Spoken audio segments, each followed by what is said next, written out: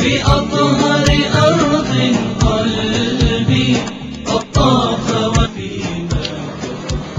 بسم الله الرحمن الرحيم. الحمد لله رب العالمين والصلاة والسلام على أشرف الأنبياء والمرسلين وعلى آله وصحبه أجمعين. Kita sambung kitab Al-Mu'inul Mubin yang Jawi. Kita sampai pada muka surat yang ke-36 yang Rumi, wallahu a'lam. Sampai muka surat berapa saya tak tahu. Muka berapa yang Rumi? 47. Baik, fardu mandi. Masih lagi kita membicarakan pada sambungan kuliah kita bulan lepas, iaitu mandi, kewajipan mandi. Fardu mandi, rukun mandi. Yang pertama, fardu mandi ialah niat. Bersandarkan kepada hadis Nabi SAW, innamal a'malu binniyat wa innama likulli imri'in ma nawa. Yaitu berniat sekira-kira orang yang berjunub itu mengangkat air janabahnya dan haidnya, maka mengangkatlah ia akan hadasnya. Maka dia niat nak menyucikan daripada hadasnya, mengangkat junubnya, maka dikenakan mandi itu dengan niat. Kalau kita mandi tapi tidak ada niat, walaupun satu kolam kita mandi pun tidak sah mandi junub kita. Yang penting dulu niat. Ada orang tanya, dia kata, ustaz, saya mengaji masalah mandi junub ni macam-macam ustaz ajak. Ada yang kata kena basuh dulu, kena basuhi dulu, kemudian mandi setengah, kemudian berhentikan mandi pula, ambil wuduk pula, lepas ambil wuduk mandi lagi pula. Jadi macam-macam ustaz.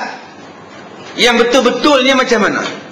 Yang betul-betulnya ialah angkat hadas dan ratakan air di seluruh tubuh badan.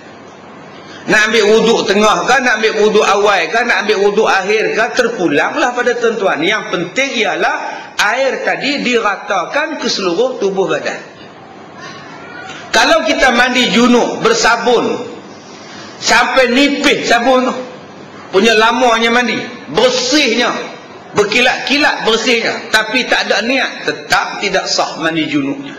Yang pentingnya ialah niat bersandarkan hadis Nabi. Artinya sesungguhnya tiap-tiap pekerjaan itu hendaklah dengan niat, dan sesungguhnya bagi tiap-tiap seorang itu apa yang dia niatkan.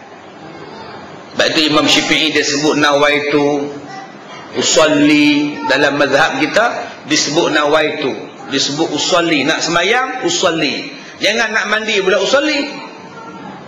Kita niat, saya niat usalli aja. Usalli fardu sunat ada juga. Fardu sunat mampu menyangkat. Macam-macam bunyi yang kat. Yang itu sunat. Kenapa Imam Syafi'i suruh kita sebut? Sebab menetapkan hati. Menetapkan hati. Bila kita sebut, selalunya kita tetap. Abang nak ke mana? Nak pergi surau, ada kuliah Ustaz Kazim pagi ni. Sebut. Bila sebut, insya-Allah dia tetap. Sebetulnya kita sembahyang usalli fardhu zuhri. Dalam hati baru niat. Yang tadi lafaz, bukan wajib, sunat. Lafaz menetapkan. Sebab selalu kita bercakap, bila kita bercakap, kita akan buat. Selalunya. Lepas ni aku nak pergi makan nasi dagang umpamanya. Kita buat pasal kita dah cakap. Dia akan datang dalam hati. Sebab tu dalam mazhab kita, disuruhnya kita ini bercakap dipanggil sebagai lafaz. Jadi kalau ada orang yang tak setuju dengan mazhab Syafi'i, tak setuju, sudah pakai niat saja. Pakai niat saja pun tak apa, tak payah usalli pun tak apa, sah, tak jadi masalah apa. Sebab ada orang yang mempertikaikan Imam Syafi'i, macamlah dia tu lebih pandai. Orang yang bertikai Imam Syafi'i tu Quran pun tak hafal. Imam Syafi'i tu je tahu hafal Quran. Bukannya hafal sat ingat, sat lupa. Ingat, semata-mata ingat. Imam Syafi'i umur 9 tahun dah hafal kitab Muwatta. Orang yang petikai kitab, yang petikai Imam Syafi'i, walaupun dia doktor, apa yang dia hafal? Imam Syafi'i tak ada gelaran doktor PhD, tetapi dia ingat Quran dan dia ingat hadis. Berpuluh ribu dia ingat hadis, belah ribu. Dia hafal kitab Muwatta' hukum daripada Imam Malik, kitab fiqh daripada words by word. Bukan main ingat gitu-gitu macam saya ni, main ingat gitu-gitu. Imam Syafi'i boleh pejam mata baca tanpa tengok kitab. Punya alim dia. Datang orang zaman sekarang boleh pergi kata, mana boleh ikut Imam Syafi'i, susahlah kita. Maknanya ni yang Nabi sebut di akhir zaman. Wala'ana ummati awwalaha akhiru awwalaha. Melaknat orang-orang di akhir zaman kepada ulama-ulama zaman dulu-dulu. Orang sekarang benci, melaknat, tak suka ulama-ulama zaman dulu. Sekarang berlaku lah. Ya, orang-orang pakak duk kutuk dan yang mempelopori, mengutuk ulama-ulama zaman dulu ni ialah orang-orang yang baru-baru. Orang-orang yang baru nak jadi ustaz, baru nak jadi ulama. Mengaku pula ulama. Ini yang masalah ni. Ya, mengangkat diri ulama. Sedangkan Imam Syafi'i pun tak angkat diri dia ulama.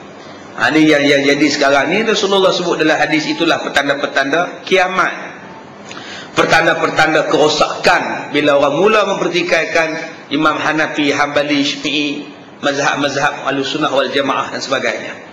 Baik, yang kedua, menyampaikan air kepada sekalian badan. Itu rukun kedua. Yang pertama niat, yang kedua menyampaikan air kepada sekalian badan.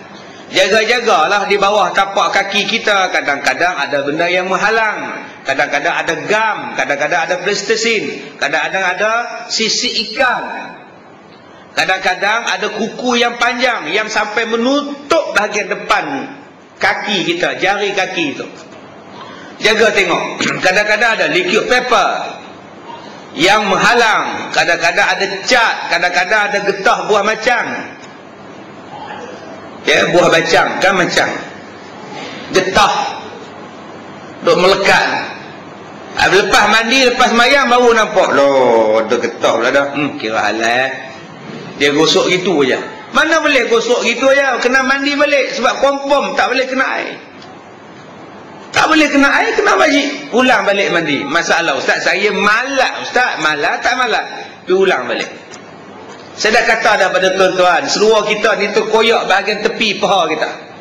Masa kita semayang tak perasan, bila kita buka baru nampak terkoyak. Kita pun pakai balik, buat macam rukuk. Bila buat macam rukuk, yang terkoyak tu jadi terbuka, nampak paha kita. Wajib ulang balik semayang tadi.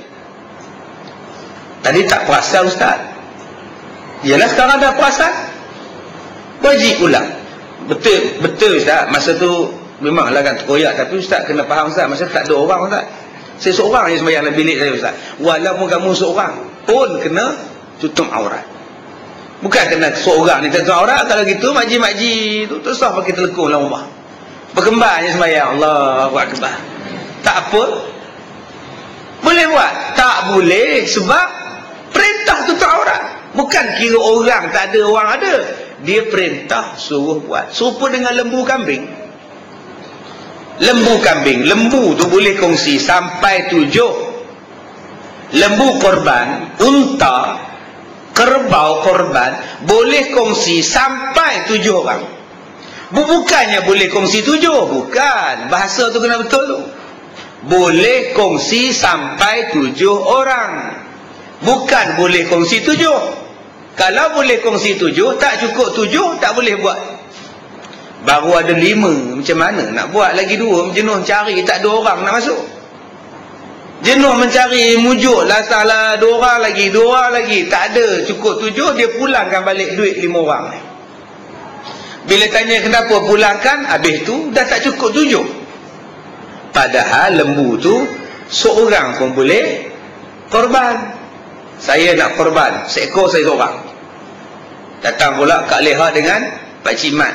Kak Leha dengan Pak Cik nak kongsi, suami isteri kami berdua, 2 orang seekor lembu. Boleh. Mai 3 orang pula, ustaz, saya ada isteri 2 orang. Jadi isteri saya korban 2 orang, saya seorang, 3 orang seekor lembu. Boleh ustaz? Boleh. Mai pula ada 4 pula, ustaz, isteri saya 3 orang, saya seorang, 4 orang ustaz. Boleh ustaz? Boleh. Ustaz, isteri saya 4 orang, Saya seorang Ustaz. 5 bahagian Ustaz boleh seekor lembu? Boleh. 5 orang satu lembu pun boleh. Ustaz, isteri saya 5, saya seorang Ustaz. Ini confirm bohong tuan-tuan. Ya, kalau dia kata Ustaz, sampai berapa? Sampai 7. Lepas pada 7 tak boleh dah. Itulah maksud kongsi 7. Bukannya lembu dikongsi 7 orang. Bukan. Lembu boleh dikongsi sampai 7 orang kongsi. Seorang boleh, 2 orang boleh, 3 orang boleh, 4 orang boleh, 5 orang boleh, 6 orang boleh, 7 orang boleh, 8 dah tak boleh. Itulah maksud dia. Setengah orang dia tak faham. Oh, 3 orang baru tak boleh lah kamu buat, tak cukup koram. Disebabkan tak cukup koram, tak dapatlah kamu buat. Jadi duit ni kami pulangkan balik pada kamu ya. Ini tak reti pengurusi biro sembelih korban ni. Jadi kalau 3 orang, tambahkan duit supaya cukupkan harga lembu. Untuk kambing pula, seekor seorang. Seekor seorang je, tak boleh kongsi-kongsi. Ustaz, masalah saya Ustaz, kambing saya ni besar Ustaz. Kambing saya ni besar. Kambing bor, kalah lembu Ustaz. Walaupun dia kambing, walaupun dia besar lebih pada gajah sekalipun, tetap seorang. Sebab nama dia kambing. Lembu ni pula kecil. Ya Allah, tulang rangka saja boleh main piano ni, kering. Punyalah kurus kecil, jalan 3 tapak rebah lembu ni. Boleh kongsi 7 orang. Masalahnya Ustaz, lembu ni kecil Ustaz. Jangan kira kecil besar. Yang dikira ialah nama dia lembu. Asal lembu boleh sampai 7. Kambing aja tetap seorang walaupun kambing tu besar. Dia tengok di situ, hukum dia tengok di situ. Bukan dia tengok kepada saiz. Cuma afdal tak afdalnya barulah dilihat kepada saiz. Semakin besar dagingnya, banyak dagingnya, semakin besar pahalanya. Unta paling besar pahalanya sebab banyak daging. Salahnya Ustaz, macam saya duduk, kita duduk di Malaysia, mana nak cari unta Ustaz? Kalau gitu rugilah kita. Sebab kita tak dapat unta. Orang yang duduk negara yang ada unta, untunglah Ustaz. Sebab itu datangnya hukum 7 ekor kambing. Kalau kita korban, pahalanya lebih besar daripada unta. Kalau tuan-tuan tak dapat nak sembelih unta buat korban, tuan-tuan sembelihlah 7 ekor kambing. Pahalanya lebih besar daripada seekor unta. Andai tak Islam ni. Tu keedahnya. Ustaz, saya ni malas nak kongsi Ustaz. 7 orang satu bahagian, satu lembu ni tak mau Ustaz. Kalau gitu, sembelih seekor kambing lebih besar pahala daripada kongsi 7 orang. Islam letakkan begitu. Kemudian datanglah afdal. Lembu yang gemuk lagi bagus daripada lembu yang kurus. Yang daging banyak lagi bagus daripada daging tak ada. Kita sekarang cari yang murah. Pergi surau sana tanya, berapa ribu korban? 1,600. 1,600 ya? Ya, ya. Akak nak masuk? Tak. Saja tanya. Dia pergi ronda tempat lain pula. Surau sini berapa ribu? 1,800. Mahal pula. Tadi murah lagi. Tak apalah, pergi cari lagi. Cari dekat masjid sana pula 2,400. Ya Allah, mahal gila. 2,400. Sana 1,600 je. Dia patah balik pergi dekat 1,600. Ambil satu ekor lembu. Yang 1,600 tu kurus, kedin. Kita bersandar dekat dia pun dia jatuh. Itu lembu ya Allah. 1,600. Yang 2,400 tu dia besar. Dia tengok pun kita takut. Berkilat badan dia. Tanduk tu dia bercerabang tanduknya. Ui, patutlah mahal 2,400. Ya Allah. Mana yang lebih bagus? Yang gemuk ke yang kurus? Mana yang bagus? Ya Allah nak yang gemuk lah, korban. Sebab itu kita ni kalau dapat isteri yang sihat gemuk, alhamdulillah, Tuhan suka. Akak-akak janganlah makan seliminti ke apa, tak payahlah kau. Tuhan suka dengan gemuk-gemuk ni ya. Ustaz ingat isteri kami lembu Ustaz? Bukan. Contoh ya, contoh kalau dapat isteri yang sihat-sihat, syukur pada Allah Ta'ala ya. Boleh abang? Boleh ya, abang pun nak buat sihat ni ya? Allah sayang ya, insyaAllah. Baik, kemudian dia kata lagi, wajib meratakan air kepada sekalian anggota dan segala celah-celahnya. Nampak tu. Celah-celah apa Ustaz? Celah-celah lah. Saya cakap tuan kata 18 Act pula. Sebab tu orang kahwin mandinya lain sikit daripada orang belum kahwin. Anak dara yang belum kahwin dengan anak dara yang dah kahwin lain cara mandi dia. Anak dara yang belum kahwin, tak pernah kahwin apa pun tak pernah, mandi sambil berdiri pun boleh, tak ada jadi masalah. Tapi anak dara yang dah kahwin tak boleh mandi berdiri dah, mandilah duduk cangkung. Sampaikanlah air di celah-celahnya. Yang mana faham, tak faham sudah. Yang confirm tak faham depa ni. Faham tak? Dah tak faham sudah, duduk dia. Nah. Itu maksud dia tu. Cara dia mandi tu. Perbezaan dia tu.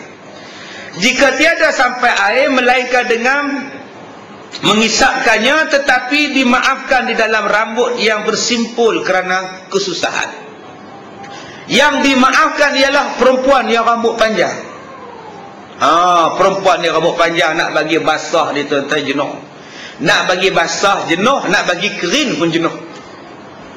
Islam ni dia tengok keadaan macam tu. Orang perempuan rambut panjang susah, rambut sampai ke punggung pula, nak potong suami tak bagi. Kamu jangan kata potong. Abang suka tengok rambut panjang. Sukalah yang nyeksa saya pun tahu. Nak mandi sikit punya seksa ke abang. Saat lagi rambut basah pergi pejabat, kawan-kawan tegur, hai basah rambut nampak tu. Itu yang lemah dengar tu. Jadi bagi orang perempuan yang rambut panjang-panjang macam tu, dia boleh buat sanggul. Disimpulkan rambutnya, disanggulkan, mandi saja. Dimaafkan. Kerana kalau tak buat macam tu, masyaqqah bagi orang perempuan. Nak lap, nak bagi basah, rambut pula tebal, nak bagi kena rata air, memang susah. Maka Islam mengharuskan pada orang perempuan yang rambutnya panjang berjela, tebal pula, boleh disanggulkan rambutnya masa mandi dan silakan mandi macam biasa. Tak jadi, tak payahlah nak dirungkaikan rambutnya. Baik, Ustaz, yang mana lebih afdal, dituntut membayar hutang atau gunakan duit untuk ibadah korban? Harap dapat penjelasan Ustaz. Hutang, okey, sebab syarat sah, 5 syarat sah korban. Korban ni ada 5 syarat sah. Ada 3 syarat sah, minta maaf. Ada 3 syarat sah korban. Yang pertama, waktu berkorban. Yang keduanya ialah orang yang berkorban. Yang ketiganya ialah binatang yang dikorbankan. Ada 3 syarat. Waktu dikorbankan. Yang kedua, orang yang berkorban. Orang berkorban ni ada 5 pula syarat. Syarat yang pertama, Islam. Orang kafir tak sah korban. Jadi jaga-jagalah kalau tempat kita ni YB dia Cina, YB dia India, pakai duk bawa lembu seorang sekok. Ini lembu saya beri kerana tuan-tuan telah menyokong saya dalam pilihan raya yang sudah. Inilah korban saya. Tuan-tuan aku ambil pergi bagi ke fakir miskin. Tak sah, pasal dia kafir. Tak sama taraf dengan kita orang Islam. Ini yang paling jelas tuan-tuan kena faham. Kedudukan dia, walaupun dia YB kita, dia menteri kita, tak sama hak dia, taraf dia dengan kita orang Islam. Tuan-tuan rujuk di dalam surah Muhammad. Allah Ta'ala sebut dalam Quran surah Muhammad, muka surat yang kedua terakhir dalam surah Muhammad, wala tahinu, jangan kamu rasa lemah dengan mereka, wa antad'u ila salmi, dan jangan kamu bersekongkol dengan mereka. Allah sebut tu, wala tahinu wala tad'u wa antad'u ila salmi, jangan kamu buat satu perjanjian yang jadi aman dengan mereka. Balik mau buka Quran, saya tak mau. Mana Cik Leman, Quran pergi tengok. Saya tak percaya lah ustaz ni bohong apa ni. Kalau saya tak buka, tuan-tuan mungkin tak cari. Baik saya cari, buka sekejap pada tuan-tuan. Baik. Jadi tuan-tuan buka dalam surah Muhammad tu, dia sebut cukup jelas. Dia satu ayat dalam Quran.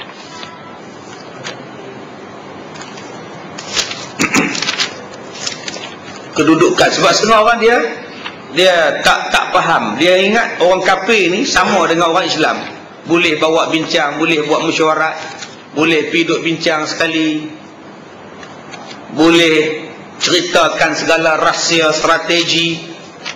Sebab tu sekarang ni kita ni jadi lemah belakang ni, jadi lemah pasal semua benda kita nak cakap dengan orang kafir, kena tanya mereka, bincang dengan mereka. Itu yang jadi masalah pada kita sekarang. Baik, muka surat 507.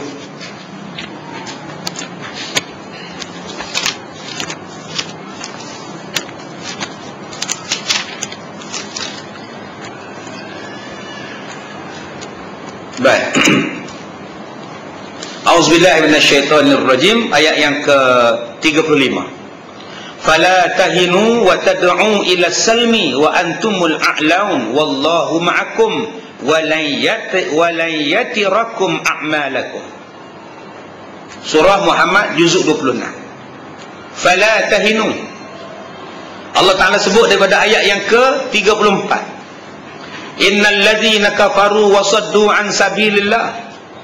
Orang-orang yang kafir wa saddu an sabilillah, dan menghalang daripada jalan Allah, thumma matu, kemudian mereka itu mati, wahum kuffarun, dalam keadaan mereka kufur kepada Allah, falan yaghfirullahu lahum, maka sekali-kali Allah tidak mengampunkan dosa mereka. Fala tahinu, dan jangan kamu rasa hina dengan mereka, jangan kamu rasa lemah dengan orang kafir ni. Kita ni ustaz, kalau kita tak campur dengan orang kafir, kalah kita ustaz, tak menang kita ustaz. Salah orang yang cakap itu. Banyak ustaz-ustaz nak menghalaikan berpakat dan berbaris dengan orang kafir, menggunakan perkataan kalau kita tak campur dengan mereka ustaz, tak menang kita ustaz. Ni Allah Ta'ala sebut ni, fala tahinu. Bila kita buat anggapan bahawa kita kena baik dengan mereka ustaz, kita kena pakat dengan mereka ustaz, kita kena ikut mereka ustaz, pasal kita nak menang, orang ni telah menolak satu ayat dalam Quran, walaupun serban dia besar atas kepala. Allah Ta'ala sebut terang-terang ni, fala tahinu, jangan kamu rasa lemah dengan mereka, jangan kamu rasa hina dengan mereka, jangan rasa kamu ni kalau tak ada mereka kamu tak boleh menang. Wa antad'u ila salmi, sehinggalah kamu menyeru mereka untuk berdamai dengan kamu. Kita nak Islam, mereka nak sekular, kita boleh bercampur.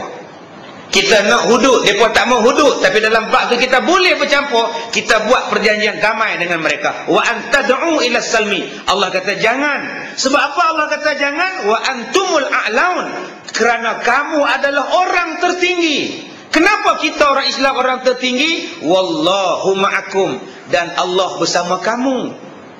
Yang kamu tak yakin pada Allah pasal apa? Kenapa yakin pada orang bukan Islam? Oh, kami nak dakwah ustaz, tak payah tuan-tuan. Siapa yang dakwah siapa sekarang? Wa antumul a'laun, Allah bersama dengan kamu, Allah duduk dengan kamu. Wallahu ma'akum wa lan yatirakum a'malakum, dan sama sekali tidak akan disia-siakan amalan kamu, walaupun kalah tetap menang di sisi Tuhan. Sebab kita yakin Allah tu kuat, Allah tolong kita. Tapi hari ni tuan-tuan tengok ayat ni, siapa nak pegang? Berapa banyak ustaz yang baca ayat ni bila dia main ceramah, kuliah perdana, ceramah perdana, berapa banyak ayat ni dia hurai. Jangan tutup hukum, jangan tolak satu ayat Quran, jangan sembunyi satu ayat Quran. Terang-terang dalam surah Muhammad, surah Nabi kita namanya, terang-terang tuan-tuan sebut kepada kita, wala fala tahinu, jangan kamu rasa rendah kalau tak ada mereka, kamu tak boleh buat. Wa antad'u ila salmi, dan jangan kamu ni berpakat dengan mereka sampai kamu nak mendamaikan dengan mereka, sampai boleh kendorkan perkataan hudud, sampai boleh kendorkan penubuhan sebuah negara Islam pasal berpakat dengan mereka. Allah tak bagi itu. Wa antumul a'laun, sedangkan kamu orang tertinggi darjatnya di sisi Allah. Sebab apa tertinggi? Sebab kata Allah, wallahu ma'akum, sebab Allah bersama dengan kamu. Perjuangan kamu ikut Islam, Allah bersama kamu. Dan andai kata kamu kalah pun, walayyatirakum a'malakum, tidak sama kali disia-siakan amalan kamu. Sebab tu saya awal-awal saya sebut kepada tuan-tuan, kalau tuan-tuan masih ingat saya mengajar di sini, saya sampai bila-bila tak setuju tuan-tuan, bila kita jemaah Islam berpakat dengan orang bukan Islam. Takkan boleh tuan-tuan untuk dilaksanakan hukum Islam. Sekali-kali tidak. Itu dalil yang saya kemukakan. Sebab tu saya katakan tadi, Tolong minta ustaz-ustaz yang menghalalkan boleh bercampur dengan mereka, boleh berpakat dengan mereka, malah nak dibukakan keahlian kepada mereka. Di mana ayat dia? Tolong tunjukkan dalil. Saya sampai bila-bila takkan setuju bila sebuah jemaah Islam membuka keahlian kepada orang bukan Islam untuk menjadi ahli. Tarafnya tidak sama. Kamu nak sokong aja. Tapi semakin nak jadi ahli, nak dapat nombor, nak dapat sijil, no way. Quran kata tidak. Sebab cara mereka tidak sama dengan cara mereka. Asal itulah dalam setiap ibadat syarat dia mesti apa? Islam. Korban syaratnya apa? Islam. Semayang syarat sahnya apa? Islam. Puasa syarat sahnya apa? Islam. Dan Islam tu pula dia tak bubuh Islam dalam bracket. Islam hadari tak ada. Dia Islam saja. Islam liberal lagi tak ada. Islam lah. Ustaz, kalau Islam dalam bracket Ustaz, Islam hijau saja. Tak. Islam biru saja. Tak. Islam. Hak biru pun boleh ambil, yang hijau pun boleh ambil. Sebab hari ni nak korban pun dia kira. Ni kami tak boleh ambil korban makcik. Pasal apa? Makcik belah sana. Bawa duit tuan-tuan. Mai jumpa saya ni bawa duit. Kami nak juga. Tuan-tuan, korban saya di sekolah saya 21 ekor tahun ini. 21 ekor. Siapa nak korban? Pelajar-pelajar saya semua makji-makji belakang. Hak kaki 4, kaki 6. Siapa nak lapah tu? Siapa nak buat kerja? 21 ekor tuan-tuan. Satu makji tu, dia pegang pen, duduk depan saya. Tak mana pen tu? Saya kata tu, oh ni dia dah. Tuan-tuan boleh bayang besok dia nak lapah daging. Tak mana pisau? Duduk cari pisau. 21 ekor. Bawa mai satu perempuan. Dia kata, Ustaz, saya nak macam mana pun Ustaz kena ambil. Saya nak korban. Saya kata, banyaklah makcik, 18 ekor. Nak tak kira, nak juga. Tempat lain dah. Saat makcik dah pi Ustaz, mereka tak mau. Awak mereka tak mau. Mereka kata makcik belah lain. La ilaha illallah. Belah mana? Belah tu lah. Oh sudah. Tak mau ambil korban pasal dia akan kuasa penganjur belah lain, yang nak korban belah lain. Tuan-tuan nampak tak syarat korban tadi apa? Islam satu aja, tak kira parti. Tapi hari ni daging korban nak ambil pun dia kira siapa hantar. Nak hantar daging korban pun dia kira rumah siapa nak hantar. Alangkah berpecahnya orang Melayu sekarang. Orang Melayu berpecah dalam bidang politik, dan orang Melayu juga berpecah dalam bidang ibadah. Ibadat sekarang Melayu pecah. Ni pasal kau buat kunuk ni, jangan buat. Aku tak buat, hang buat, tak mau kawan dah. Pecah dalam ibadat, dalam politik pecah, dalam ibadat pun pecah. Lepas ni nak pecah apa lagi tuan-tuan? Sebab tu balik pada Islam. Kita dah kata balik pada Islam, balik pada Islam. Nama kata dia Islam, dia korban, sah lah. Yang sembelih tu pun sah, dia Islam. Sebab ada orang yang tak nak makan daging korban, pasal tukang sembelih tu bendera mana lain. Pakai baju pula cuk di belakang ni pula, tampak di belakang dia, tak sah, fasik kata dia.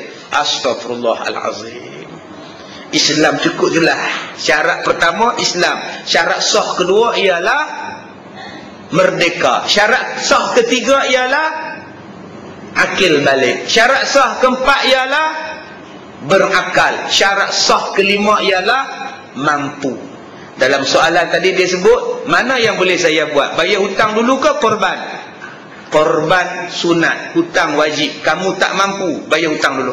Korban jangan buat. Syarat nombor 5 ialah mampu. Tuan-tuan tak disuruh buat personal loan nak buat korban. Pinjam dekat pak, tu nama dia personal loan lah.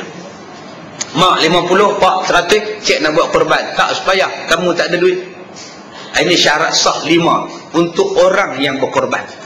Baik, kemudian kata setengah ulama, tiadalah wajib merungkaikan segala pintalan anggota jika mandi itu ialah mandi junub. Daripada Ummu Salamah katanya, saya berkata, saya katakan, wahai Rasulullah. Ummu Salamah ni isteri Nabi. Isteri Nabi ni mengadu pada Rasulullah, ini imra'atun asyaddu dha'rin raqsi afa'antuhu li ghuslil janabah Maka jawab Nabi, sabdanya, la innama apa tu, bikaifiki an tahsyiya ala ra'siki thalatha hasayatin, rawahu Muslim.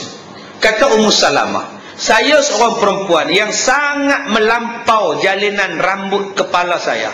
Rambut saya lebat. Kata Ummu Salamah, saya ni jenis rambut perempuan, rambut lebat. Rambut tu dia kalau buka tu tuan-tuan macam singa. Jadi saya tak kata kat Ummu Salamah, saya kata kat orang lain. Kan? Bila tengok dalam TV tu rambut merubah. Kan? Yang mana faham, tak faham sudah. Pelik, saya tengok pasal apa. Saya tanya kat rumah saya, memang orang perempuan rambut macam tu kan? Tak tahu kot dia set macam tu, tapi naik terbang, naik terbang. Tak boleh bagi halus kan? Lagi cantik kalau buh tudung ke, lagi lawa. Manis. Allah redha, Allah suka. Ya, rambut kita tengok kembang. Saya terperhati, kalau putih rambut tu, pom-pom singa. Ni saya tak kata kat siapa ni, nah, tuan-tuan nak faham ni. Saya tak sebut nama pun nah. Hari tuan-tuan kata saya ngumpat pula, dah saya sebut je. Bentuk rambut nak bayangkan hadis ni. Ya, jenis rambut macam tu nak mandi hadap besar macam mana? Jenis rambut kembang ni. Jadi bila dia tanya macam tu, dia kata dia, adakah terpaksa saya membuka rambut bila saya nak mandi junub? Rambut saya jenis kembang besar ni. Jawab Rasulullah, tak payah. Sesungguhnya cukuplah kamu bahawa kamu tuangkan di kepala kamu 3 kali tuang. Kamu sanggulkan rambut kamu, ikat tocang elok-elok, sanggulkan dia, tuang 3 kali bagi rata tu pun sudah memadai bagi rambut yang macam itu. Ini untuk siapa? Untuk perempuan. Abang-abang jangan buat pula. Rambut tu pun memerubah juga. Apro, adik-beradik Dewi Arumugam. Jangan. Sahabat-sahabat Nabi sebab itu dibotakkan, dinipiskan rambut sahabat Nabi. Sebab orang laki-laki sehelai rambut dia tak kena air, tak basah air masa dia mandi, tak sah mandi junubnya. Sebab tu nak bagi senang, buat rambut pendek. Senang. Elak je tuan-tuan. Tak pun lagi botak tu. Lagi senang. Kita ni tuan-tuan, berapa banyak bercakap dalam hadis, bercakap tentang rambut, tentang bulu. Nabi kata orang yang berkorban ni, likulli sya'aratin hasanatun, setiap sehelai bulu binatang korban itu 1 pahala. Rambut kita sendiri pun kita tak boleh kira berapa helai. Di sini siapa yang boleh tahu rambut dia berapa helai? Orang botak je tahu. Saya tak ada rambut tak? Saya tahu tak ada. Perempuan memang tak ada lah rambut botak. Tapi kita punya rambut sendiri pun kita tak boleh kira. Abang boleh kira rambut abang? Pi cukup. Tak ada rambut tu, kira. Selai, 1, 2. Tobat lahum tak jumpa. Berapa ribu? Cuba ambil 1000. Cuba ambil seekor lembu. Cuba pi kira tengok. Tak ada siapa yang rajin bulu, nak kira bulu kambing. Melainkan Samsudin aja. Ya, pendekar bujang lapuk. Nak Sudin kerja apa? Oh, kerja saya berbahaya Pak Cik. Kerja apa? Mengira bulu beruang. Dia seorang je yang fikir. Menunjukkan bahawa berkorban itu tidak terkira besarnya pahala. Tak terkira banyaknya pahala korban. Subhanallah. Bila Nabi sebut macam tu pun, orang buat ada aja pasal korban. Buat nuhin je. Ilek. Kamu tak korban? Tak payah. Aku dah korban. Bila? 10 tahun dulu. Tak payah. Maknanya orang macam ni dia tak nak pahala yang begitu besar yang Tuhan nak bagi pada dia. Baik. Kemudian daripada Anas, hadis marfu'. Saya katakan tadi banyak hadis cerita pasal rambut. Bukankah Rasulullah sebut siapa yang usap kepala, siapa yang usap rambut anak yatim, gugurlah dosanya sebanyak mana bilangan rambut anak yatim tu. Tak lama lagi kita nak main 10 Muharram ni. Nak anak yatim. Jangan tuan-tuan pegang aja. Maksud hadis tu apa? Kalau usap rambut anak yatim pun gugur dosa, dapat pahala. Kalau bagi dia makan. Kalau tuan-tuan duk usap saja, tak bagi makan, apa faedah ni? Sia anak yatim usap. Balik ya, pakcik dapat pahala, susah balik. Jangan macam itu. Kalau dah usap pun dapat pahala, tambah-tambah lagi bagi makan, bagi apa semua, lagilah besar. Jadi tuan-tuan pastikan 10 Muharram nanti cari anak yatim, usap kepala dia. Tapi pastikan yang ada rambut lah. Ya, dapat pahala banyak. Baik, kata Anas bin Malik, Iza tasalat imra'atu min haidhiha naqadat sya'raha naqdan wa ghasalathu apa tu? Farabah. Tengok, saya tak boleh baca sini. Tak boleh baca. Fa. Naqdan wa ghaslahu bi fatmi wa ashnanin wa an igtasalat min janabatin sabbatil ma ala ra'siha wa masarathu. Rawahu At-Tabrani. Artinya, apabila mandi hadas seseorang perempuan daripada haid, mandi daripada haid, ia merungkaikan sanggul rambutnya dengan sekali rungkai, dan dia membasuh dengan khitmi, dengan sintuk dan dengan garam. Ni dia tuan-tuan. Anas kata, orang perempuan kalau dia mandi haid, mandi daripada haid, dia buka lah. Dia buka. Orang yang mandi junub lain, mandi haid lain. Mandi junub tu apa? Duduk depan lagi kena tanya lah. Lain kali duduk belakang macam pakcik tu, senang, tak kena tanya lah. Mandi junub ialah mandi kerana keluarnya mani ataupun bersetubuh. Okey, itu nama dia mandi junub. Bagi mandi junub, orang perempuan sanggul rambut dia pun boleh dah. Jeri-jeri jalan dah mandi, tak payah rungkai. Tetapi bagi mandi haid, kata Anas bin Malik, buka rambut, basuhkan dengan sintuk, basuhkan dengan garam. Sekarang kita guna shampoo lah. Dulu tak ada shampoo, sebab tu orang pakai sintuk. Sekarang ni dah ada shampoo, macam-macam jenis shampoo ada. Baik, kenapa yang mandi hadas besar kerana junub tak payah buka pun tak mengapa? Kenapa mandi haid kena rungkai rambut? Sebab mandi haid jarang-jarang, sebulan sekali dia mandi haid. Kan? Faham tak?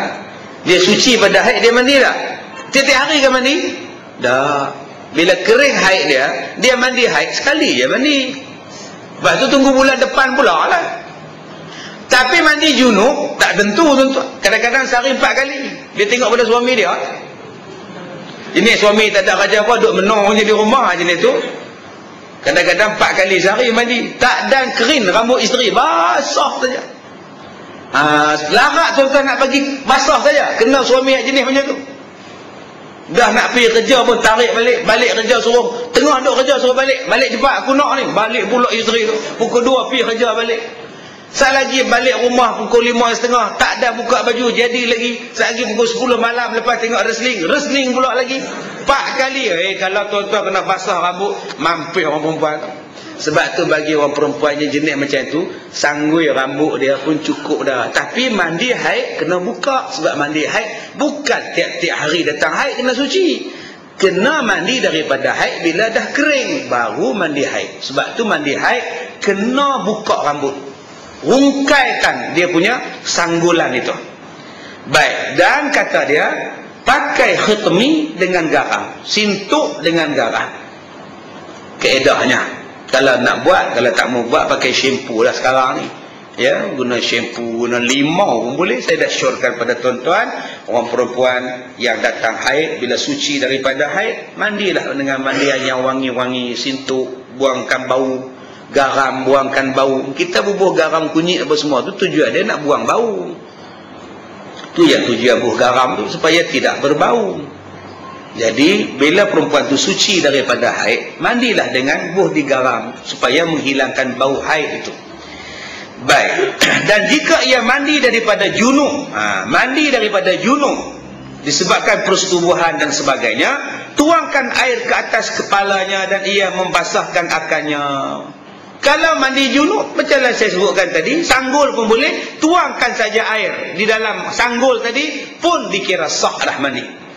Baik, kemudian Seperti berita kepada Aisyah radhiyallahu anha bahawa Ibnu Umar menyuruh akan perempuan apabila mereka itu mandi junub supaya merungkaikan rambut. Seorang sahabat Nabi namanya Abdullah bin Umar. Abdullah bin Umar ni dia pergi habaq dekat orang, perempuan yang mandi junub, mandi kerana bersetubuh dengan suaminya, hendaklah dirungkaikan rambut. Bila dengar berita itu kepada isteri Nabi, Siti Aisyah panggil Abdullah bin Umar. Dia kata apa? Ya ajaban libni Umar, huwa ya'murun nisa ay yanqudna sya'rahunna afala ya'muruhunna ay yahliqna ru'usuhunna laqad kuntu aghtasilu ana wa Rasulullah sallallahu alaihi wasallam min ina'in wahidin fama an ufrigha ala ra'si thalatha ifraghatin. Baik, bila dia dengar Abdullah bin Umar kata perempuan yang mandi daripada junub kena rungkaikan rambut, dia kata, Aisyah kata, alangkah heran aku tengok Abdullah bin Umar ni. Heran aku, kenapa dia suruh rungkai rambut? Adakah dia menyuruh perempuan-perempuan supaya merungkaikan rambut mereka? Apa tiadalah ia menyuruh cukur kepala saja? Kata Aisyah pada Sayyidina Umar, Abdullah bin Umar, anak Sayyidina Umar, kenapa yang dia suruh buka rambut bila nak mandi hadas besar kerana bersetubuh bagi orang perempuan? Lebih baik bagi cukur je, suruh perempuan cukur rambut, bagi botak semua. Kata Aisyah, aku ni mandi dengan Rasulullah dalam sebuah besen, dalam sebuah bekas, kongsi mandi hadas besar, maka tiadalah aku lebihkan supaya aku tuangkan ke atas kepalaku 3 kali tuang. Sepanjang aku mandi dengan Nabi, aku mandi junub sekali dengan Nabi, aku sanggulkan rambut aku tuang 3 kali atas kepala aku. Nabi tak larang, Nabi tak kata tak sah, Nabi tak suruh buka pun rambut. Pasal apa Abdullah bin Umar suruh buka rambut? Jadi ni tuan-tuan, jadi isteri-isteri yang rambut panjang, yang duk cakap kat suami dia, abang cik nak buang rambut, abang mandi ada besar payah. Faham betul-betul hadis ni? Tak payah. Abang suka rambut panjang. Pasal apa suka? Senang bila bergaduh aku tarik rambut hang senang. Tu yang aku suka rambut panjang tu. Jadi tuan-tuan, bila suami tak bagi potong, isteri kalau nak karan rambut, faham nak karan? Belum? Karan tau, karan? Tak tahu saya agak lepas karan. Saya orang kampung, nak bagi kerintil rambut nama dia karan. Orang kampung macam saya kan, Batu Kurau tu, Hulu Perak tu. Jadi kalau nak kerintil rambut, orang Batu Kurau sebut karan. Sebab tu nama dia Minah Karan. Ini rambut karan. 3 hari letak mandi masjid tu. Balik pekan Taipin sampai pekan kampung ni, rambut kerinting. Bangga ya amat. 3 hari tak mandi tuan-tuan, takut rambut jatuh balik. Oh, bangga benar lah kalau boleh karan. Yang rambut lurus nak bagi karan, yang rambut karan nak bagi lurus. Itu tabiat orang kita. Tuan-tuan cuba tengok alam paper semalam ni, rambut dah elok dah, dah pergi pakai pewarna lah apalah lah, muka macam alien, bengkok semua ni sini bengkok, pandai muka. Tuhan dah bagi elok dah rambut kan, dah dia nak ubah sana, nak ubah warna sini, akhirnya tu dia. Allah dah bagi dekat hang orang perempuan yang hang kata nak mengecilkan payudara tu pasal apa?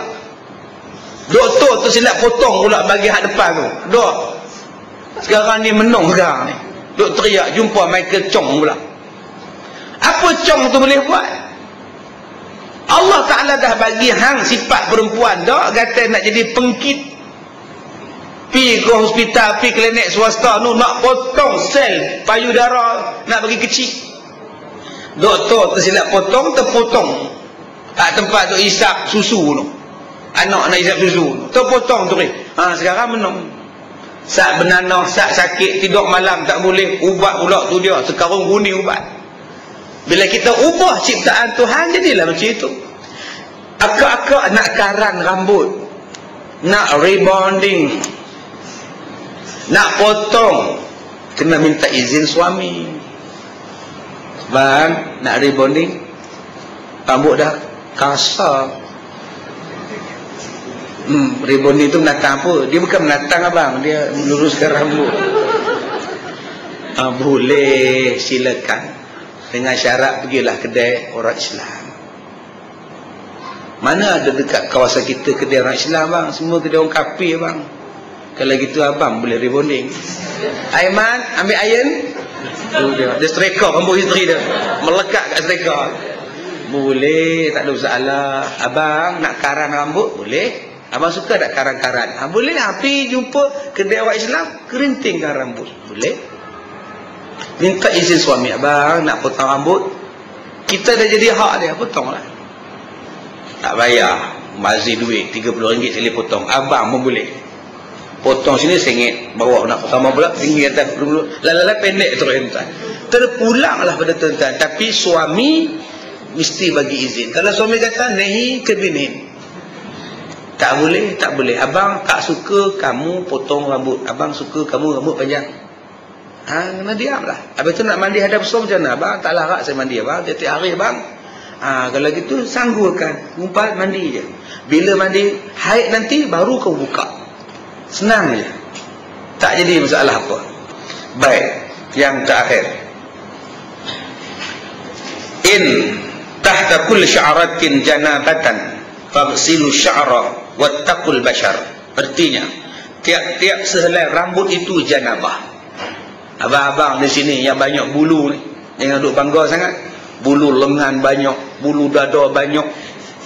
Ui, likul li sya'ra, setiap bulu janabah dia kena cuci. Lepas tu kena mandi, gosok sabun ni elok. Tuan-tuan hak jenis janggut panjang ni, bulu dada banyak ni, jangan duk bangga je. Bulu ketiak pun banyak. Ya, ni bulu lengan ni. Orang panggil dia pun tok awang bulu. Bulu punya banyak. Dia kerja dia ialah membuat pecal. Meninggal dia pun. Pecal ni kalau dia buat kenduri kendara satu besen besar tu tuan-tuan. Tu dia ramah tarik. Dia nak gaulkan. Bagi rata sebati. Tarik. Penutup dia apa? Tuan-tuan boleh bayang tak kita tengok. Dia bukan kacau dengan senduk, tak puas tuan-tuan. Kacau dengan sudip senduk bukan puas. Dengan tangan baru puas. Tu dia ada sin-sin tangan bulu penuh. Nabi kata apa? Likulli tahta kulli sya'ratin janabah. In tahta kulli sya'ratin janabatan. Setiap helai bulu rambut itu janabah, maka hendaklah kamu basuh rambut itu dan bersihkan akan kulit-kulitnya. Jadi kita, kalau tuan-tuan di sini tak ada bulu dada, tak payah rasa rendah diri, tak payahlah rasa ketinggalan, tak payah. Siapalah abang tak ada bulu dada, yelah. Tak payah tuan-tuan. Patut tuan-tuan bangga, senang aku mandi, tak ada bulu apa tuan-tuan. Kadang-kadang kita duk seronok usaha lah, pergi cari minyak bon, tembok, tak mau pun. Tak payahlah cari tuan-tuan, langkau je lah. Yang mana Tuhan bagi tu adalah hikmah. Tapi ustaz kata saya bulu banyak ni ustaz, alhamdulillah kurang sejuk. Itu kelebihan orang bulu banyak. Duk lekor ni relax, baju lagi, bulu lagi, panas je. Itu keistimewaan dia. Masing-masing ada keistimewaan. Jangan tuan-tuan cukur pula. Tuan nak mandi ustaz, jangan, biarlah tuan-tuan. Rajin-rajin saja mandinya. Dan kata dia adalah hadis yang diriwayatkan oleh Abu Daud dan Tirmizi dan didhaifkan oleh keduanya, dan keadaannya dhaif dia adalah boleh dijadikan hujjah. Walaupun dia dhaif, dia tidak boleh ditolak. Tetapi walaupun dia dhaif pula, tidaklah boleh dijadikan hujjah. Tidak ada ulama mazhab Syafi'i, Hanafi, Hanbali menolak hadis dhaif. Yang dhaif periwayat dia saja. Periwayat dia saja yang dhaif. Maksud hadis belum dhaif. Itu kena faham tu hadis dhaif. Sebab tu hadis dhaif mereka tidak tolak. Mereka cuma tidak dijadikan sebagai sandaran. Itu masalah 4 mazhab Syafi'i. Tapi bagi fahaman Wahabi tolak segala-galanya. Ini beza. Tak pakai apa langsung. Itu beza tuan-tuan. Imam mazhab Ahlussunnah wal Jamaah pun tak tolak hadis dhaif. Sebab tu dia tulis dalam kitab. Ni tuan-tuan kitab ni. Tapi dalam fahaman Wahabi dia tak ambil langsung. Padahal yang dhaifnya ialah periwayat. Maksud hadis tak ada. tak dhaif. Itu kena faham. Sebab tu dalam kitab-kitab Sunan At-Tirmizi berapa banyak hadis dhaif ditulis, sebab mereka tak menolak hadis dhaif. Yang mereka pertikaikan ialah perawi hadis itu. Tak dikenali ke, tak masyhur ke, dia ni macam ni perangai ke, tapi maksud yang dia sampaikan tu bagus. Sebab itu tidak dijadikan hujah, tidak dijadikan alasan sandaran, tetapi untuk pengamalan boleh dilaksanakan. Sebab itu diletakkan dalam kitab. Baik, habis. Kita tengok soalan-soalan. Baik, boleh tak Ustaz terangkan waktu solat Isra' dan waktu solat Duha berapa minit lepas syuruk? Yang ni pun ada tadi satu perempuan telefon saya. Saya ni tuan-tuan, saya buka telefonnya bunyi. Saya bunyinya buka telefon. Ya, pagi ni saja sepanjang saya mengajar tuan-tuan ni dah pukul 11 tadi sampai sekarang 14 panggilan tak dijawab. Okey. Kadang-kadang saya tak jawab panggilan tuan-tuan, saya minta maaf. Tuan-tuan tak sempat jawab. Kadang-kadang mengajak, kadang-kadang memang letih sangat. Ya, memang letih sangat. Jadi saya minta maaf kalau tuan-tuan telefon. Ada yang merajuk dah, saya takkan SMS Ustaz lagi. Letih saya takkan lagi SMS Ustaz. Alhamdulillah, selamat aku. Letih. Tak nak SMS pun tak apalah. Macam mana saya kadang yang mana mampu saya jawab, saya jawab. Ya, sebab terlalu banyak yang telefon, yang mengadu, yang hantar SMS, yang macam-macam. Ada yang saya jawab, saya jawab. Ada yang saya tak jawab, saya minta maaf. Ada kelapangan, saya akan jawab. Jadi tuan-tuan boleh tengoklah dalam laman web saya, bahagian Ustaz online tu. Jadi kalau ada soalan jawablah dalam Ustaz online. Cuma dalam minggu ni kita tak jawab sebab rosak sikit kita punya komputer kita, modem kita tu rosak sikit. Abang dah repair dah on balik dah Ustaz online. Jadi kalau ada soalan buka laman web, terus ke bahagian Ustaz online. InsyaAllah kita akan jawab setiap hari. Yang tu. Ya, ada kita bahagian PA kita akan tulis, saya tukar cakap je. Dia sendiri yang akan jawab. Kalau saya tak jawab dalam SMS, tuan-tuan boleh tengok dalam website kita. Baik, berapa minit lepas syuruk? Nama pun Isra', pendek je tuan-tuan. Naik matahari, yes, naik matahari sikit tu maknanya Isra' lah. Sehinggalah matahari sepegala. Bila dah naik sepegala tu tak ada lah, pendek saja. Tadi ada perempuan telefon, dia kata Ustaz, saya ni selalu buat sembahyang Isra', tapi saya tak buat Jumaat, Sabtu, Ahad. Sebab saya tengok TV. Tanyalah Ustaz. Lepas tanyalah Ustaz, baru saya sembahyang Isra'. Sah dah Ustaz. Nak sah apa? Waktu Isra' dah tamat. Tanyalah Ustaz, habis berapa? Pukul 8. Dah habis dah, saya kata. Jadi boleh tak saya qada Ustaz? Pasal saya selalu buat. Saya kata sembahyang sunat boleh diqada dengan syarat selalu buat, tak pernah tinggal. Boleh qada kalau tuan-tuan tak sempat buat. Tapi kalau dah tahu tak sempat buat 3 hari tu, memang tak sempat, nak qada apa lagi? Memang dah tahu tak boleh. Yang kata boleh qada sembahyang ialah, sembahyang sunat ialah, katakan tuan-tuan selalu sembahyang sunat subuh 2 rakaat, tak pernah tinggal. Sembahyang sunat 2 rakaat, tak pernah tinggal. Tah macam mana hari tu tau bangkit-bangkit 5:50 dah masuk subuh, tak sempat nak buat. Terus tuan-tuan sembahyang subuh 2 rakaat. Maka bolehlah diqada sebab kebiasaannya ialah tuan-tuan selalu buat, ada sebabnya. Benda ini berlaku kepada seorang sahabat Nabi. Dia selalu sembahyang sunat subuh 2 rakaat. Datang ke masjid, Nabi dah sembahyang subuh. Dia pun ikut sembahyang subuh dengan Nabi. Habis sembahyang subuh dengan Nabi, dia bangun. Nabi tanya dekat dia, "Mahlah, apa sebab kamu sembahyang? Adakah kamu nak buat, kamu tak ikut aku tadi sembahyang subuh?" Dia kata, "Saya ikut, tapi saya nak qada. Saya tertinggal sunat subuh 2 rakaat." Silakan buat. Itu dalil menunjukkan boleh qada sembahyang sunat jika buat. Tetapi kalau dah tahu nak tinggal, sebab nak tengok soal jawab, tanyalah Ustaz, tak payah adalah qada lah, sebab dah memang nak tinggal pun, bukan ada sebab yang dibenarkan. Habis tu Ustaz, mana yang lebih baik Ustaz? Saya tanyalah Ustaz ke ataupun sembahyang Isra'? Soalan ni patut tanyalah pada Ustaz, jahat tanya Ustaz tu. Betul. Kita duk tengok je, tanyalah Ustaz, kita pun tak tanya Ustaz tu. Pergilah dengar, tanyalah Ustaz. Hak sembahyang sunat ni sunat. Hak tanya Ustaz tu duk mengaji, kok ada benda wajib dapat pahala. Ya, saya dah kata dah pada tuan-tuan, sembahyang tarawih 20 rakaat pun boleh, 8 rakaat pun boleh, dua-dua sunat. Jangan bergaduh. Boleh 20 sunat, 8 pun sunat. Yang wajibnya apa? Yang wajibnya menjaga perpaduan. Yang nak bergaduh 20 dengan 8 sampai bergaduh tu pasal apa? Yang wajibnya berpakat, yang wajibnya bersatu, tu wajib. Semayang 20 dengan 8 tu sunat. Yang kamu gatal duk bergaduh pasal 20 tu pasal apa? Sampai tinggalkan yang wajib. Tu yang salah kita sekarang. Bergaduh bid'ah, haram bid'ah. Bergaduh-gaduh. Yang disuruh ialah jaga perpaduan. Wajib jaga perpaduan. Kalau tak bergaduh pergi balik rumah, semayang di rumah. Bila semayang di rumah? Duk gaduh pasal apa? Abang tak semayang di masjid. Ish malah, lepas duk gaduh, abang malah campur, biar abang semayang di rumah. Akhirnya tak gaduh. Ini tidak nak masuk jam belah sini. Yang kawan ni jam belah ni gaduh, buat 2 imam, buat 3 imam. Nak cari sunat, tinggal yang wajib. Yang ni yang tak betul. Baik, ada tak amalan puasa sunat daripada 1 Zulhijjah sampai 9 Zulhijjah? Dah habaq dah tadi? Sebelum sepeninggalan, sebelum naik sepegalah daripada waktu subuh, selepas waktu subuh. Katakanlah sekarang dalam surat khabar tu dia tulis waktu syuruk 7:01 minit. 7:01 minit boleh lah. Oh, bukan kena bagi 15 minit sikit dulu ke apa? Boleh. Itu dah bila masuk isyraq, bila naik matahari dah, bolehlah buat dah. Itulah nama isyraq. Isyraq tu maknanya terbit matahari. Boleh ya?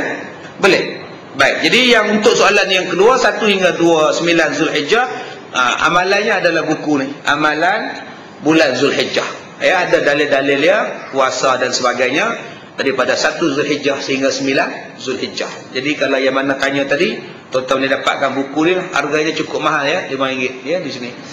Insya-Allah. RM5 pun mahal, tak tahulah. Amalan dalam bulan Zulhijjah ada dalilnya. Baik, terima kasih sama-sama. Baik, orang etis selalu berkata, sekiranya Allah itu penyayang, kenapa banyak peperangan, bala bencana dibenarkan?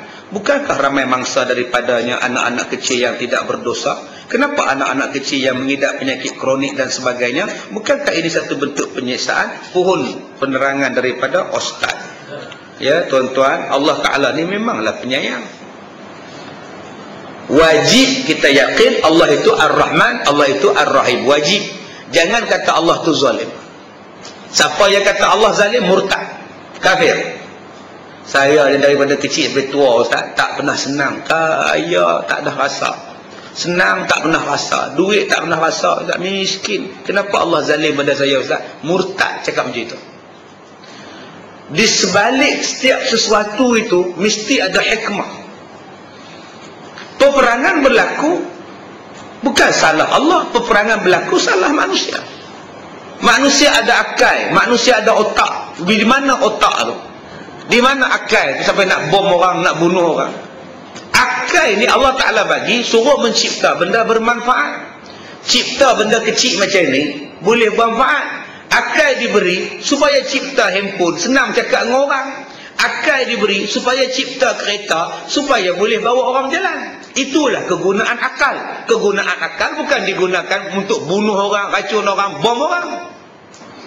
Allah bagi akal ialah untuk kegunaan yang baik. Tapi manusia yang menyalahgunakan yang Allah Ta'ala bagi. Itu bukan salah Allah, itu salah manusia. Namun demikian, di dalam nak mempertahankan diri, memang disuruh berperang. Untuk mendapatkan hak, disuruh berperang. Untuk meninggikan syiar dan kalau negara Islam dicerobok, memang disuruh berperang. Islam tidak pernah menyuruh menyerang negara orang. Islam menyuruh mempertahankan dirinya. Jadi apabila sebuah negara Islam diserang, wajib bagi kita mempertahankan diri. Di mana salahnya mempertahankan diri? Di mana salahnya mempertahankan Islam? Tak salah. Yang ketiga, kalau budak-budak mati dalam peperangan, mati tetap mati. Dia mati di Bosnia, budak kecil mati. Dia mati di Somalia, budak kecil mati. Dia mati di Iraq, di Iran mati. Mati yang semua masuk syurga. Adakah itu zalim? Zalimkah budak kecil 2 tahun dibunuh oleh tentera Israel? Memang zalim. Tetapi Allah ni maha penyayang. Dengan sebab kamu kena zalim, Allah masukkan kamu dalam syurga. Di situ pula Allah ganti kita. Dalam Islam memang ada peperangan, tapi peperangan dalam Islam cukup cantik. Pokok yang berbuah tak boleh ditebang. Binatang yang sedang berkeliaran tak boleh dibunuh. Sungai yang mengalirkan air tak boleh diracun. Rumah ibadat tak boleh diroboh. Orang tua jangan dibunuh. Anak-anak jangan dibunuh. Orang-orang perempuan jangan dibunuh. Semuanya Islam jaga. Mana ada undang-undang peperangan lebih baik daripada undang-undang Islam. Jadi golongan yang menolak Islam ini adalah yang golongan yang tak faham. Bila dia tak faham hakikat itu, maka dia akan mengutuk Islam. Sedangkan dia tak pernah belajar betapa manisnya peraturan dalam Islam, termasuklah peraturan dalam peperangan. Orang Melayu kata cinta itu datangnya dari hati, dari mata turun ke hati. Okey, Ar-Azmi ya, Cik Luqman ya, dari kerana mata turunnya ke hati. Daripada mata aku terpersona, oh aku terpersona, aku terpedaya ke apa, lupa dah. Aku tergoda kan, terpedaya dari kerana mata. Dan itu Ar-Azmi ya, tahun 58, 54. Tuan-tuan tak lahir lagi, saya ada masa itu umur 20, tak sedar saya masa itu ya. Tuan-tuan bayar tengoklah, 58, 9, tolaklah sendiri tuan-tuan. Orang putih pula kata love come from heart. Arab kata qalbun, jantung ke hati. Soalan saya, cinta tu dari hati atau jantung? Liver or heart? Liver dengan heart sama? Ha? Tak sama ke? Tak tahu lah tuan-tuan. Fikir-fikirlah sendiri. Panah asmara kan. Panah asmara tu dia panah di mana? Di hati, bukan jantung. Kan ya, kalau jantung mati ya. Ulanglah pada tuan-tuan, ini bahasa. Ini bahasa di hati. Segala benda datangnya niat. Niat tu duduk di mana? Hati kita. Bukankah Rasulullah ada sebut, dalam badan kamu ada seketul daging. Baik daging tu, baiklah kamu. Itulah yang disebut sebagai hati kita. Jadi di sinilah puncanya letak kasih, sayang, perasaan, cinta, marah, seronok, suka, benci. Di sinilah. Ada tuan-tuan sebut susah jantung. Kenapa menang nikah? Susah jantung. Iya ke susah jantung? Susah hati. Nampak tak? Ada sebut susah jantung. Senyum je kak, senang jantung. Mana ada? Senang hati. Apa yang ni kak nama marah ni? Aku sakit hati, kau tahu tak? Ada sakit jantung? Ada, tapi lain sakit jantung diam. Itu sakit jantung. Semalam saya jumpa orang sakit jantung, tangan halus, badan besar, tangan halus, kaki halus. Kenapa ni abang? Kurus tengah ni. Sakit jantung Ustaz. Sakit jantung diam, tu sakit jantung. Sakit hati marah. Apa kamu ingat aku main-main ke? Tu sakit hati tu. Itu makna semua benda berkaitan dengan hati. Kenapa tak datang kenuri korban semalam? Aku kecil hati. Kecil hati ada sebab aku kecil jantung. Saya berbesar hati, saya tak besar jantung.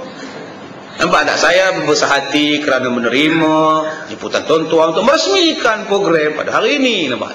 Nama dia berbesar hati. Dia tak sebut berbesar jantung. Saya patah hati, saya jatuh hati. Saya jatuh hati pada awak. Ada sebab saya jatuh jantung. Dia nak ambil balik lah kutip tu. Itulah hati. Jawapannya daripada hati lah. Okey, yang apa nama daripada hati itu hati lah. Qalbun pun hati. Qalbun bahasa Arab. Qalbu kita. Satu benda di dalaman yang disebut sebagai hati. Maka daripada hati inilah timbulnya benda-benda yang perasaan tadi. Kadang-kadang perasaan itu digambarkan dalam kata-kata. Kadang-kadang perasaan itu digambarkan dalam tulisan. Kadang-kadang perasaan itu digambarkan dalam lagu. Ya Cik Luqman S. Kan dengan lagu kan. Dengarlah rayuanku, dengarlah bisikanku kan. Dengarlah oh kasih. Lagu tu. Laguku untukmu kan. Lagu apa tu? Lagu syafa ini. Lagu penuh arti, harap kau mengerti. Baik ya. Daripada faham. Baik. Kemudian ada seorang ustaz yang mendakwa bersembahyang dengan para nabi. Hebatnya. dan malaikat dan wali-wali jadi imam kepada mereka. Apakah pendapat mereka? Tuan-tuan reportlah pada Jais, ya, insya-Allah.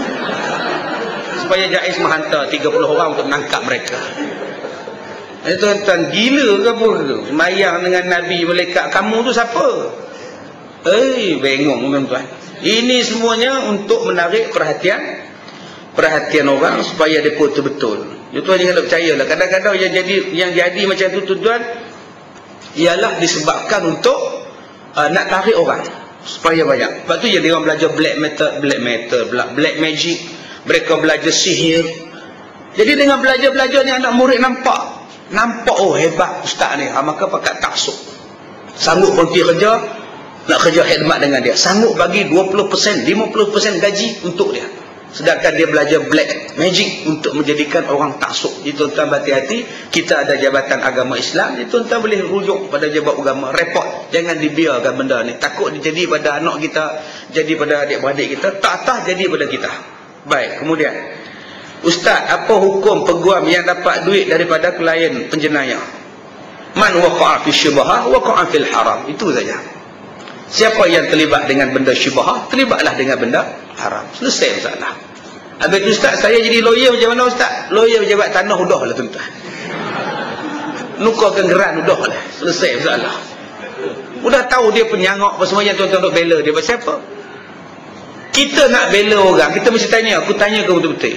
Aku tanya betul-betul. Kau mengaku, kamu buat ke tidak benda ni? Dia buat. Dah balik. Aku tak mau. Habis tu apa guna lawyer ustaz? Macam mana? Haram nak buat.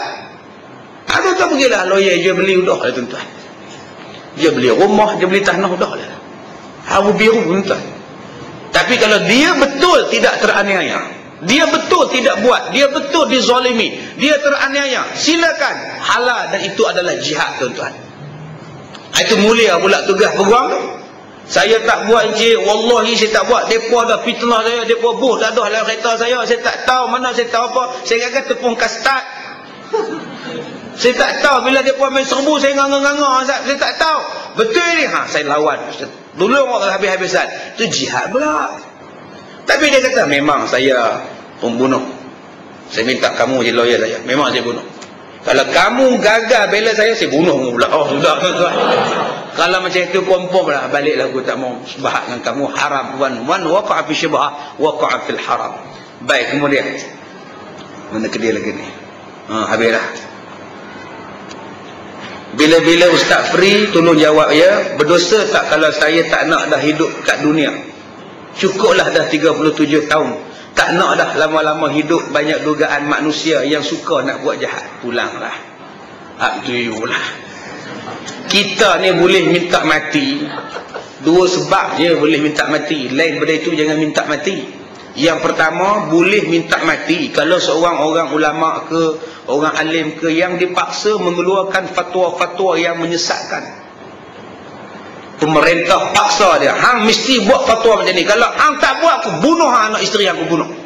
Dia satu ulama besar. Jadi kalau dia buat fatwa ini akan menyesatkan manusia, maka dia boleh berdoa, ya Allah, kalau hidup aku macam ini menimbulkan fitnah, aku rela mati, ya Allah. Matikanlah aku, ya Allah. Matilah.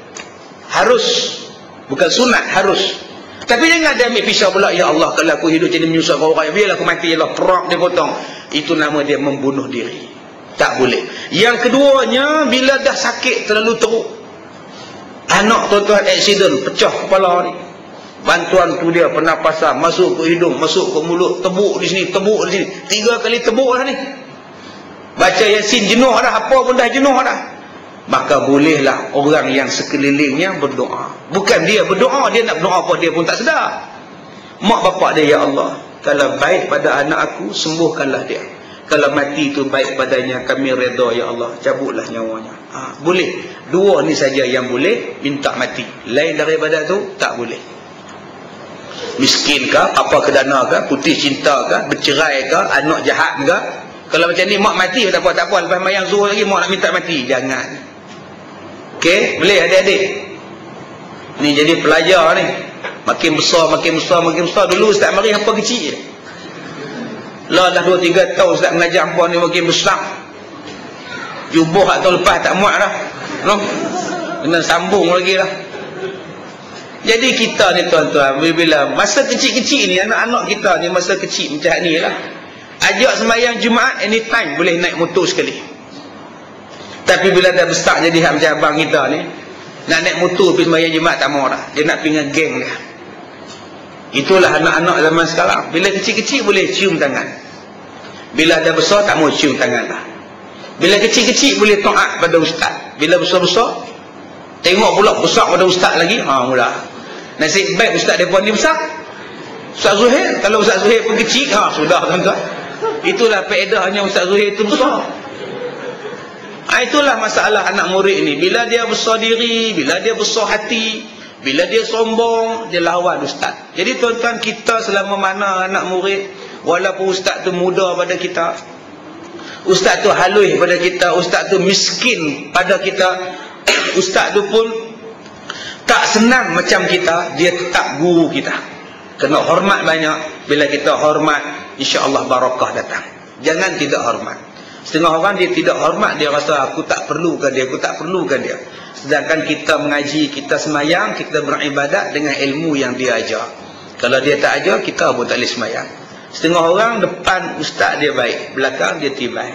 Saya dah kata dah pada tuan-tuan, seorang murid dah dikira derhaka bila dia kata kepada gurunya dengan namanya, dipanggilnya guru dengan nama, tidak dipanggil dengan gelaran dia itu.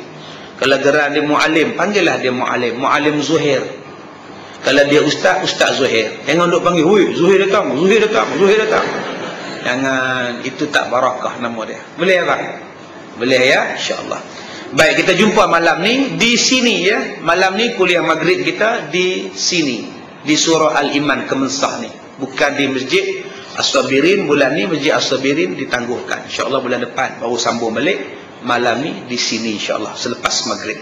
Baik, cukup sekadar itu. Kita sudahi dengan surah Al-Asr.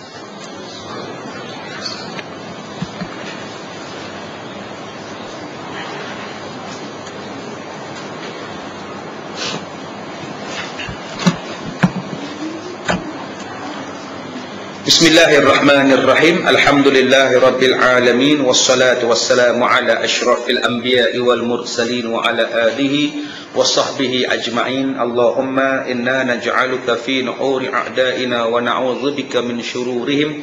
Allahumma baddid syamlahum wa farriq jam'ahum wa syattid kalimatahum wa zalzil aqdamahum wassalit alaihim kalba min kilabik ya qahhar jabbar ya muntaqim. Allahumma ya munzilal kitab wa ya mujriyas sahab wa ya hazimal ahzab ihzimhum wansurna alaihim walhamdulillahi rabbil alamin. Saya minta maaf jika terkasar bahasa. Assalamualaikum warahmatullahi wabarakatuh.